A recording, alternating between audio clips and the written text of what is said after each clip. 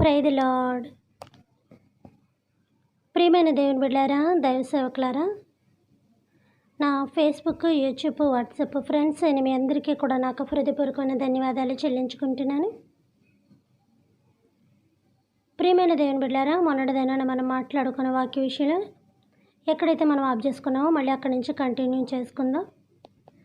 ఏమని చెప్పాను, వీళ్ళందరూ కూడా దేవుని యొక్క ఆత్మ చేత నడిపింపబడుతున్నారు. కాబట్టి వీళ్ళు వాళ్ళ జీవితం జీవించినప్పటికీ వాళ్ళు అనేకమైన అద్భుతాలు చేయగలుగుతున్నారంటే దేవుని యొక్క ఆత్మ ద్వారా అనే విషయాన్ని చెప్పాను. మరి తర్వాత అది పులియని రొట్టెల పండుగ ఎలాగైంది అని అన్నప్పుడు కూడా పులుసు అనేది ఇవ్వకూడదు, శ్రేష్టమైనది దేవుడికి ఇవ్వాలి అని కూడా చెప్పాను. ఎందుకంటే ఆయన ఎలాంటి యొక్క అనారోగ్యం కూడా పడి చనిపోలేదు కాబట్టి, ఆయన బాడీ ఎలాగ కూడా డ్యామేజ్ కాలేదు కాబట్టి చాలా పరిపూర్ణుడు, పరిశుద్ధుడు, మరి చాలా శ్రేష్ఠుడు. కాబట్టి అందుకని బైబిల్లో మనకి నూతన నిబంధనలో మనకి 4 సువార్తలు చాలా ఇంపార్టెంట్. శ్రేష్ఠుడు, అతి శ్రేష్ఠుడు అన్న మాట కూడా మనకి కనపడుతుంది. శ్రేష్ఠుడు అన్న మాట, శ్రేష్టమైన మాట, అది స్త్రీకైనా పురుషుడికైనా జంతువుకైనా అర్థం ఏంటంటే అది లోపము లేనిది అని అర్థము. అది లోపము లేనిది అని అర్థం. అందుకే కదా మరి పాతకాలంలో బలులు ఇచ్చినప్పుడు ఏమంటారు, ఆ గొర్రెకి మచ్చ అయినను ఉండకూడదు, డాగ్ అయినను ఉండకూడదు, ఏ లోపమైనను ఉండకూడదు. అంటే అది కాళ్ళు ఇరిపోయో, లేకపోతే వెనక కాళ్ళు ఇరిపోయో, ఎదరు చేతులు ఇరిపోయో, 4 కాళ్ళు అయినప్పటికీ కూడా జంతువుకి కూడా అవి చేతులతోటి సమానము. కాబట్టి ఆ రీతిలోని అది మచ్చ అయినను, డాగ్ అయినను, లోపమైనను ఉండకూడదని అన్నారు. ఎందుకంటే గొర్రె అనే దానిని యేసు ప్రభు వారితోటి పోల్చారు. కాబట్టి మనము కూడా కొత్త నిబంధనలు ఎక్కడ చూసినా గొర్రె అంటే యేసు ప్రభు వారు. బలైపోతుంది గొర్రెపిల్ల బలైపోద్ది గొర్రె. ఇదంతా నూతన నిబంధనలో కానీ పాత నిబంధనలో కానీ మనకి తెలియాల్సిన విషయం ఏమీ కాదు. తెలిసిన విషయం ఇదంతా కూడా మనకి కొట్టిన పిండే. కాబట్టి ప్రియమైన దేవుని బిడ్డలారా, ఇది అందరికీ తెలిసిన విషయం కాబట్టి ఇందులో అంత పెద్ద తీరులు తీయవలసిన అవసరం లేదు. కాబట్టి ఈ రీతిలోనే మచ్చ అయినను, డాగ్ అయినను, లోపమైనను ఉండకూడదని అప్పుడే దేవుడు గొర్రెపిల్ల కోసం అని చెప్పేశాడు. ఎప్పుడు పాత నిబంధనలో ప్రవక్తలు చెప్పారు, మీరు బలికి గొర్రెని ఇచ్చేటప్పుడు దయచేసి అందులో ఎలాంటి లోపం లేకుండా శ్రేష్టమైనది మంచిది ఇవ్వాలి, అది దేవునికి అర్పణ. అది అప్పుడు ఏమనేవారంటే అర్పణ అనేవారు, సమర్పణ అనేవారు. అంటే ఇప్పుడు దాన్ని కూడా దేవుని ఎదుట మనం సంస్కారం తీసుకున్నప్పుడు ఏమంటాం, సమర్పణ అంటాం. అంటే దేవునికి నేను సమర్పణ చేసుకున్నాను, దేవునితో నేను మిళితమై ఉండాలని, దేవునితో నేను ఒకటే ఉండాలని, దేవునిలో కలవాలని, దేవుడు నేను కూడా కలిసి కట్టుగా నా చిరకాలము దేవునితో, నేను భర్తతోటి భార్య చిరకాలము ఎలా నడుస్తుందో నేను, నా భర్త, నా పిల్లలు, మనమంతా కూడా కుటుంబం అలా నడవాలని. ఒక్కోసారి కూడా నేను చెప్పాను, సంఘం అంటే ఏంటి, పురుషుడు దేనికి సంబంధించి ఉన్నాడు, మరి సంఘం దేనికి సంబంధించి ఉంది, స్త్రీ దేనికి సంబంధించి ఉంది, ఈ యొక్క వివరాన్ని, ఈ యొక్క క్లారిటీని కూడా నేను ఇచ్చాను. కాబట్టి దేవుడు మనకి వరుడై ఉన్నాడు, సంఘము వధువై ఉన్నది అని కూడా చెప్పాను. ఇవన్నీ కూడా నేను చెప్పడం అనేది జరిగింది. మీరు కంటిన్యూగా నా మెసేజ్లు అంటే మీకు అన్నీ గుర్తుండిపోతే మెమరీలో ఒక్కసారి ఎప్పుడన్నా ఖాళీ ఉన్నప్పుడు వినాలి అనుకుంటే మీకు ఇష్టమైతే వినొచ్చు. ఆ రీతిలోనే మచ్చ అయినను, డాగ్ అయినను, మరి ఏ తేడా అయినను ఉండకూడదు, శ్రేష్టమైన గొర్రె మాత్రమే దేవుడికి ఇవ్వాలి అని అప్పుడు ఉంది, ఇప్పుడు ఉంది. అందుకనే పులి అని రొట్టి, పులి అని పిండి, పులి అని రొట్టి, పులి అని పిండి అని ఉంది.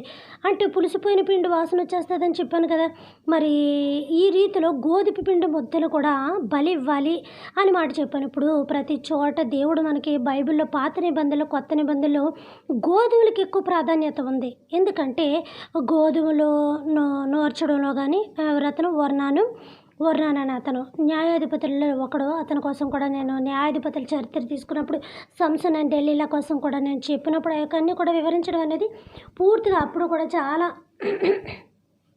క్లారిటీగా నేను మీకు చెప్పడం జరిగింది. అలాగే గోధుమ గింజ భూమిలో పడి ఫలించి చచ్చిపోతేనే కానీ అది బయట విస్తారముగా ఫలించదు, అది కోతకి రాదు అన్న మాట ఉంది. ఆ మాట కూడా ఎక్కడుందో తెలుసా, యేసు ప్రభు మరణం పైన చెప్పినప్పుడు, లాజరు యొక్క సబ్జెక్ట్ యోహాను సువార్తలో పైన చెప్పినప్పుడు, ఇంకొంచెం కిందకి మనం వచ్చినప్పుడు అక్కడ గోధుమ యొక్క గింజతో పోల్చబడింది. నేను బైబిల్ పక్కన పెట్టుకోలేదర్రా, వాక్యం చెప్పినప్పుడు బైబిల్ పక్కన పెట్టుకోవాలి కదా. ఎంత అహంకారమో తెలుసా నాకు. సరే మీరు చదువుకోండి, మనం చదివేశాను కదా, మీరే చదువుకోండి. అలాగే యోహాను సువార్తలోని 11వ అధ్యాయంలో ఇవన్నీ కూడా రాయబడి ఉంటాయి. ఆ యొక్క 1వ వచనం కాడి నుంచి మనం చూసుకుంటే ఆ కింద దాకా అవన్నీ కూడా రాయబడి ఉంటాయి. గోధుమ గింజ భూమిలో పడి ఫలించితేనే చనిపోతేనే కానీ ఫలించదని. అలాగే యేసుప్రభుని చంపేస్తే కదా అయిపోయింది సమస్తము పూర్తయిపోయింది అని అనుకున్నారు. విషయం ఏంటంటే ఏళ్ళ సమాప్తం వేరు, దేవుడు చెప్పిన సమాప్తం వేరు. దేవుడు ఏం చేశాడు, నా తండ్రి నన్ను భూమి మీదకి ఏ పని మీద పంపించాడు, ఆ పని సమస్తమును నేను పూర్తి చేశానని చివరి ప్రాణం విడుస్తూ, ఇదిగో తండ్రి నా ప్రాణంతో సైతం నా లెక్క, భూమి మీద నువ్వు ఇచ్చిన నాకు లెక్క, భూమి మీద నాకు చెప్పిన సువార్త లెక్క, భూమి మీద నువ్వు నాకు ఇచ్చిన మనుషుల లెక్క, భూమి మీద నాకు ఇచ్చిన పరిశుద్ధాత్మ దేవునితో ఎన్ని కార్యములు చేసి ఎంతమందిని స్వస్థపరిచానో నా ప్రతి లెక్క, ఈ క్షణమున నా శరీరాన్ని మనుషులకి ఏ రీతిలోని శాతాలు వాళ్ళల్లో ఉండి ఏ రీతిలో నన్ను శోధించారో వాళ్ళకి నా శరీరాన్ని ఎలా ఇచ్చుకున్నాను, నీ లెక్క అన్ని లెక్కలు పూర్తయి సమస్తమును పూర్తి చేశాను. ఇప్పుడు నా ప్రాణము మీ పాదములు దగ్గర పెట్టడమే నా యొక్క లెక్క అని చెప్పి సమాప్తమైనది అని తండ్రి చేతులకి తన ప్రాణమును, తండ్రి నా ప్రాణమును నీ చేతులకి, నీ పాదములకి, నీ దగ్గరికి అర్పించుకుంటున్నానయ్యా. ఎంత గొప్ప అద్భుతం కదా ఇది. మనకు అద్భుతాలే కనపడాలి, గారడి విద్యలు ఎక్కువ కావాలి, మ్యాజిషియన్స్ ఎక్కువ కావాలి, గారడి విద్యలు ఎక్కువ కావాలి, వింతలు ఎక్కువ కావాలి, విడ్డూరాలు ఎక్కువ కావాలి. నేను అప్పుడప్పుడు ఒక్కొక్కసారి అలా రోడ్ల మీద వెళ్తున్నప్పుడు కొంతమంది కొంచెం పావులు ఆడించేవాళ్ళు, కోతులు ఆడించేవాళ్ళు అలా ఇలా ఉంటారు. ఆయన్ని చేస్తాను, వెంటనే దిగిపోయా చూస్తూ ఉంటాను. నాకు అదో సరదా. నేను ఎప్పుడన్నా అనుకుంటాను గారడిదాన్ని అయిపోతానేమో అని, అదో సరదా. ఒకసారి నడి రోడ్డు మీద వెళ్తున్నప్పుడు, మెయిన్ రోడ్డు మీద నడి రోడ్డు మీద వెళ్తున్నప్పుడు అదేదో పండగలోని తాస్పాము వస్తుంది రోడ్డు మీదకి. అట్నుంచి ఆ ట్రాఫిక్ ఆగిపోయింది, ఇట్నుంచి వెళ్ళాగిపోయారు. అందరూ వీడియోలు తీస్తున్నారు, అందరూ ఇచ్చేస్తున్నారు. చక్కగా తిరుగుతుంది, చక్కగా ఉంది చిన్నపిల్ల. నేను కూడా వీడియో తీసుకున్నాను, దాన్ని ఉంది, ఎప్పుడన్నా ఒకసారి నేను పెడతాను. అలాంటి కొంతమందికి కొన్ని సరదాలు ఉంటాయి. సరదాలు కాదు, చూడాలి, తెలియాలి, తెలుసుకోవాలని. ఒక్కోసారి నేను ఆగి చూస్తూ ఉంటాను. ఎందుకంటే కొంచెం అందులో ఏమన్నా నేను చెప్పడానికి ఏమన్నా ఒక సబ్జెక్ట్ ఎప్పుడన్నా దొరుకుతుందేమో అని, ఒక లెసన్ మీకు ఇవ్వడానికి ఒక ఉదాహరణ ఎప్పుడన్నా ఏదన్నా సబ్జెక్ట్ తీసుకుంటే ఈ యొక్క క్రియ, ఈ యొక్క సంఘటన ఎప్పుడన్నా మీకు చెప్పడానికి ఉపయోగపడుతుందేమో అని ఒక విధంగా నేను దిగి అక్కడ చూస్తూ ఉంటాను, పరిశీలన చేస్తూ ఉంటాను, వీడియో కూడా నేను తీస్తూ ఉంటాను. కాబట్టి ప్రియమైన దేవుని బిడ్డలారా, ఒక్కోసారి రోడ్డు మీద పావులు అన్నప్పుడు వజ్రాలు తీశారు తల్లోంచి, అవి అంటే ఇవి తీశారని అంటూ ఉంటారు. కొంచెం చిన్నప్పుడు చూశాను, మరి అవి ఎలా జరుగుతాయి ఏంటో నాకు తెలియదు. కానీ అట్లా తలకాయలు కోసేస్తారేమో అన్నారా పాపం.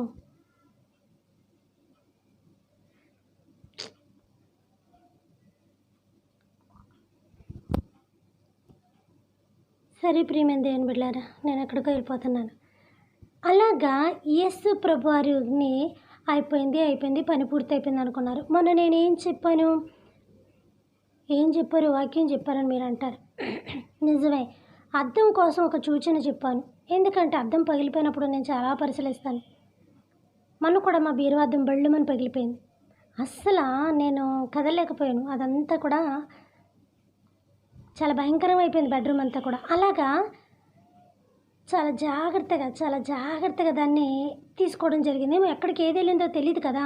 ఆ రీతిలోని అది ఒక్కటిగా ఉన్నసేపు పట్టుకొని ఎక్కడన్నా పెట్టచ్చు, తీసుకురావచ్చు. పగిలింది అంటే దానివల్ల కాదు. అలాగే వీళ్ళు ఏం చేశారంటే, ఇక ఈయన అంతం చేసేస్తే, ఈయన భూమిలో సమాప్తం చేసేస్తే మొత్తం పూర్తయిపోయిందని అనుకున్నారు. కానీ విచ్చలవిడితనంగా ఇంకా సువార్త ప్రకటింపబడిపోతుందనే విషయం వాళ్ళకి తెలియలేదు. ఈ యొక్క అద్దం నలుదిశల ముక్కలుగా రెండుగా తునకలుగా పింకులుగా నలుదిశలు ఎలా పాకేసి మనం నుంచున్న ప్లేస్ని కూడా కదలకుండా దిగ్బంధనం చేసేస్తుంది ఈ అద్దం. అంత భయంకరం అనమాట. ఇంకా దానిని మించిన మారణ ఆయుధం ఇంకోటి ఏమి ఉండదు నాకు తెలుసుండి. ఎందుకంటే మనిషి ఏది చెయ్యాలన్నా, ఏ మూమెంట్ తీసుకోవాలన్నా పాదాలతోటే కదలాలి. అక్కడ పెడుతుంది పెంటది, కదలలేం కదా. ఏ మూమెంట్ కూడా తీసుకునేది. నీ చేతిలో 1000 బుల్లెట్స్ గన్ ఉన్నప్పటికీ కూడా నువ్వు కదలాలి అంటే మనకి సేఫ్టీగా స్లిప్పర్స్ కానీ షూ కానీ ఉంటే అది వేరే విషయం. నేను అలాగే చెప్పట్లేదు. అలాగా వీళ్ళు కూడా ఏమనుకున్నారంటే అందుకే యేసుప్రభు చెప్పారు, గోధుమ గింజ భూమిలో పడి చచ్చిపోతేనే అది బాగా ఫలిస్తుంది, విస్తారమైన కోత అవుతుంది, విస్తారమైన పంట అవుతుంది అని గోధుమ పిండి కోసం కూడా ఇది చెప్పారు. ఏలే కూడా ఒక చోట నీ తొట్టిలో పిండి అయిపోదు, బుడ్డిలో నూనె ఆరిపోదు, వెళ్ళి నాకు ఒక అప్పం చేసుకొని ఒక రొట్టె చేసుకొని పట్టిరంది. అలాగే గోధుమ పిండికి పాత నిబంధనలు కొత్త నిబంధనలు కూడా చాలా శ్రేష్టత ఉంది. ఎందుకంటే ఆ రొట్టె అనేది మనం ప్రభురాత్రి సంస్కారంలో తీసుకుంటాం కదా, గోధుమ పిండి రొట్టె. అందుకని దేవుడు రొట్టెకి తన శరీరాన్ని, ద్రాక్షారసానికి తన యొక్క ఇదిని సూచనగా ఆయన పెట్టడం అనేది జరిగింది.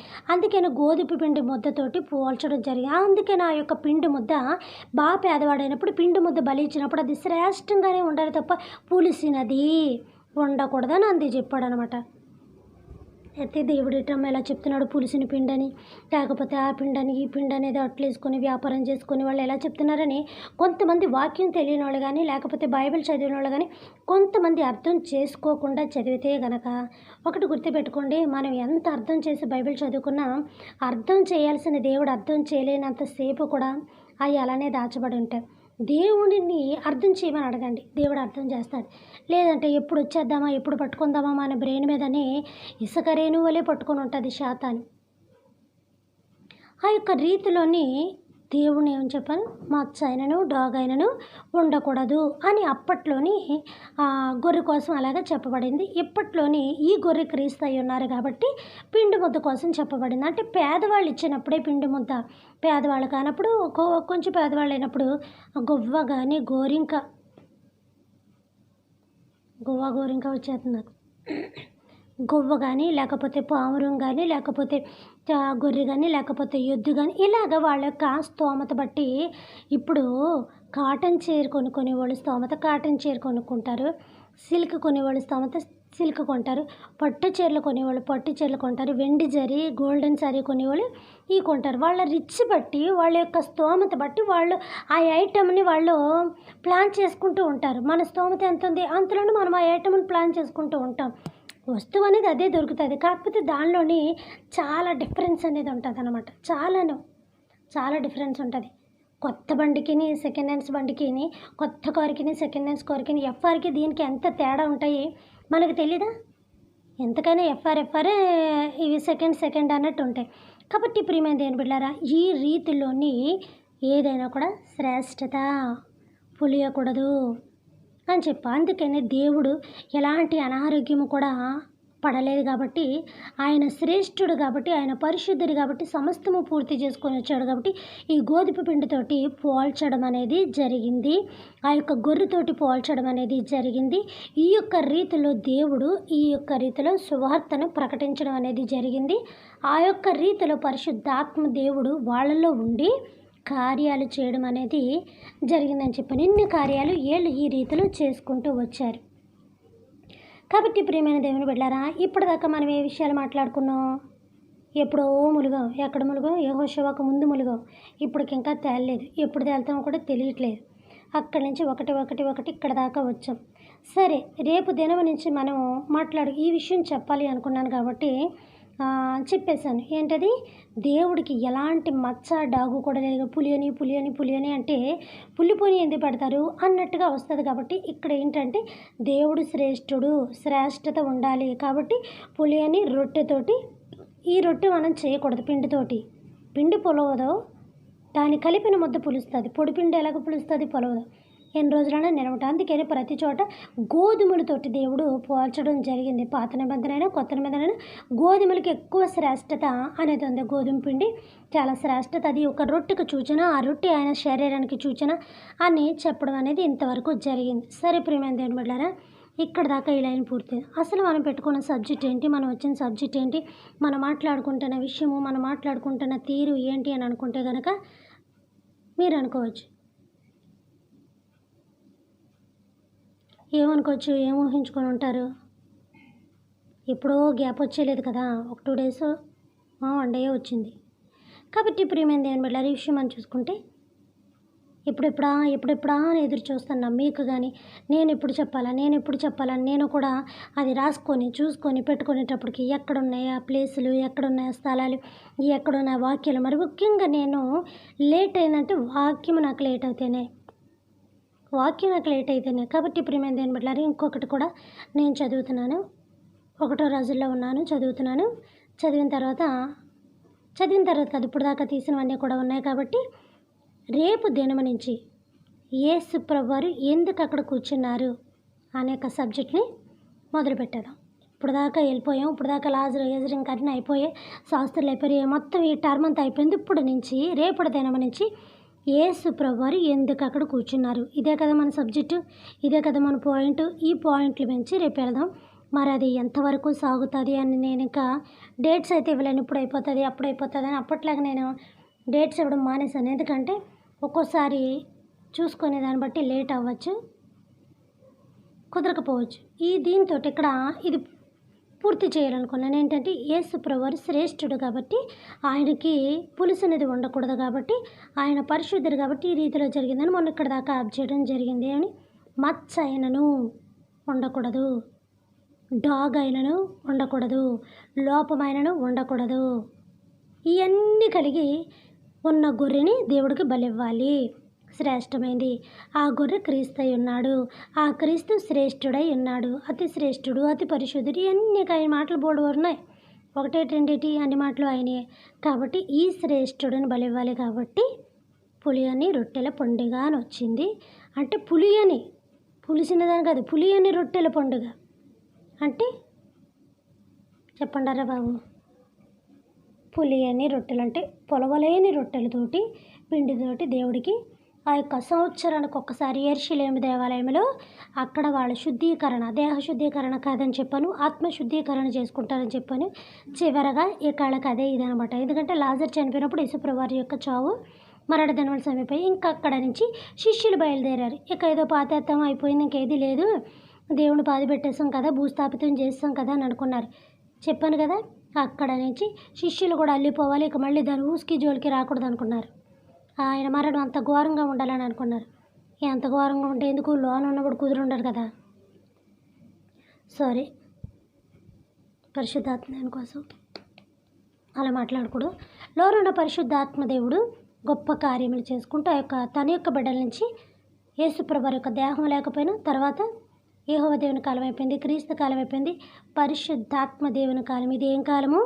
పరిశుద్ధాత్మ దేవుని కాలం. ఇది ఏం కాలము? కృపాకాలము అంటూ ఉంటారు చాలామంది. కృప అనేది దేవుని నుంచి రావాలి. ఇది ఏం కాలం అంటే పరిశుద్ధాత్మ దేవుని యొక్క కాలము. కాబట్టి మిగతాన్ని కూడా రేపు దినా నుంచి మనం స్టార్ట్ చేసుకుందాం. పరలోకమందున్న మా తండ్రి, మీ నామము పరిశుద్ధపరచబడును గాక, మీ రాజ్యం వచ్చును గాక, మీ చిత్తము పరలోకమందును నెరవేరినట్లు భూమి యందును నెరవేరును గాక. మనదినాహార నేడు మాకు దయచేయమయ్యా. మా యొక్క భువనస్థల అపరాధములను మేము క్షమించిన ప్రకారము మా అపరాధములను మీరు క్షమించండి తండ్రి. మమ్మల్ని శోధన నుంచి కాకిడిని దయచేయమనైనా. రాజ్యము, శక్తి, మహిమ నిరంతరం మీరే ఉన్నారు తండ్రి. ఆమేన్. దేవుడు మనందరినీ దీవించి ఆశీర్వదించును గాక. Good night.